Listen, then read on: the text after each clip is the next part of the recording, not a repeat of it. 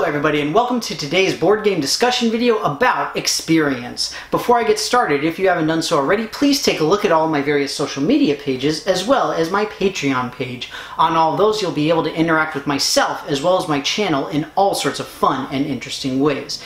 Now, what do I mean when I want to talk about experience? What I mean in particular is when experience is detrimental, or rather what stages of experience we end up going to. So what I wanted to talk about were three main stages. The first one, which is where you're completely inexperienced and you have no idea what you're doing. The next major stage of experience, with some games at least, where you think you know what you're doing. And then the last stage where you actually know what you're doing. So one of the reasons that I wanted to bring this up was because of a recent game that I played of Letters from Whitechapel. This is a hidden movement game where you have many players playing as constables and they are all trying to catch Jack the Ripper. So one of the issues is that Jack the Ripper is moving secretly. Nobody knows exactly what he's doing, and it's up to the constables to try to chase him down based off of where we find the various murder victims. So the problem was, during this particular gameplay, the person who was playing Jack made an illegal move.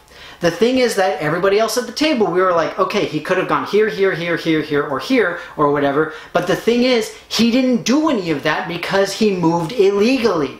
So the problem is that we as the other players had no clue what he was doing because we were basing it off of the real rules and he didn't know that he made a mistake.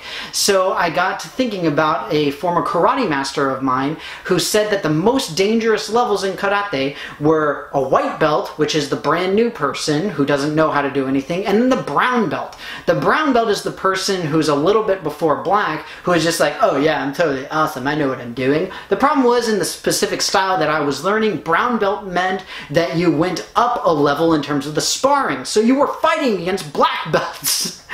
And that meant that you think you know what you're doing, but you don't. So that was the issue that we ran into in this particular game, where he was like, yeah, I'm fine with Jack the Ripper, I know how to do it, I'm going to do it well. And then he ended up completely screwing the game up. So it was really unfortunate, and that's kind of what inspired me to do this particular discussion. So I mentioned that being a complete noob is something that can be really frustrating for people. It means that you might not feel welcome, you may have a lot of questions that some gamers just aren't willing to answer, and it can be really frustrating. So if you're in that situation, if that represents you, then go online, go to Board Game Geek, go watch review videos, do whatever it takes and learn as much as you can. Try to find games that you want to try out and find people who have them at your FLGS, your friendly local game store, during game nights and all of that kind of thing. The other issue that you have with the experience is the gap in experience. If you have somebody who is brand new and then somebody who is extremely experienced, you can end up having blowout victories. So I have a couple examples of this. Probably the most famous is Settlers of Catan.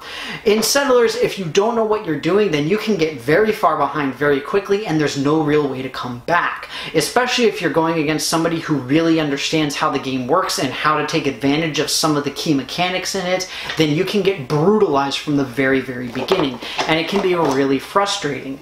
And one of the issues that I've seen is that inexperienced players tend not to want to come back after they have experiences like that. And I think we as more experienced gamers really need to try to make an effort to make certain that we say, you know, it's just a game, it's not a big deal, all of that kind of stuff.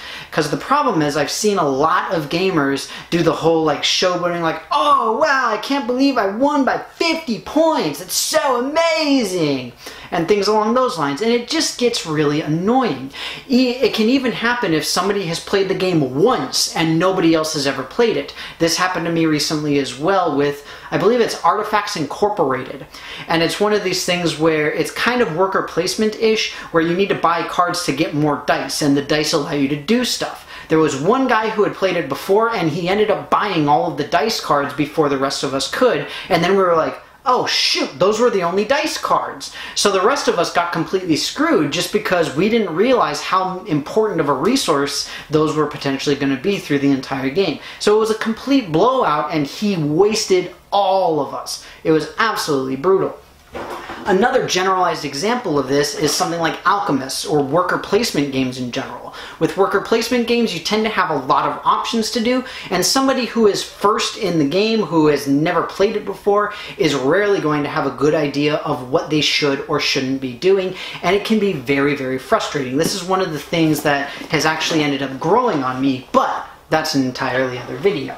So, like I said, those were the overall experience that I wanted to talk about. I think that for us, the more experienced gamers, it's really important that we take the newer gamers, the people who either haven't played games at all or haven't played a specific game, and really do our best to explain how the game works, what they can do, what they can't do, and when they can't do it. And most importantly, if somebody makes a mistake, make sure that they realize it's not that big of a deal, because in the end it is just a game.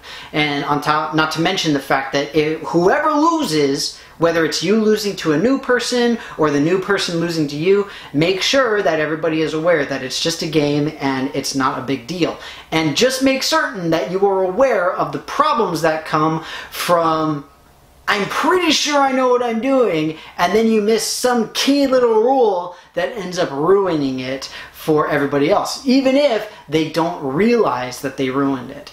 So that especially comes to fruition with these all versus one games, whether it's like Betrayal at House on the Hill after the haunt has happened, or things like Fury of Dracula or Letters from Whitechapel, or Pandemic with the Bioterrorists, something along those lines, where you've got hidden information. But that said, that's enough rambling from me. I hope that you guys enjoyed this video, and as always, and very importantly for this, I would love to hear what you all have to think.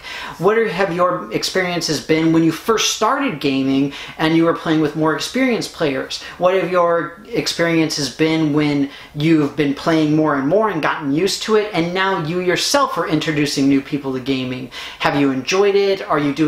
Do you find yourself doing a good job? Are people coming back? What have you learned in teaching different people in different ways? All that kind of stuff. You guys know I love hearing all that kind of thing from you. But with that, thank you very, very much for watching this video. I hope that you enjoyed it, and I will see you next time.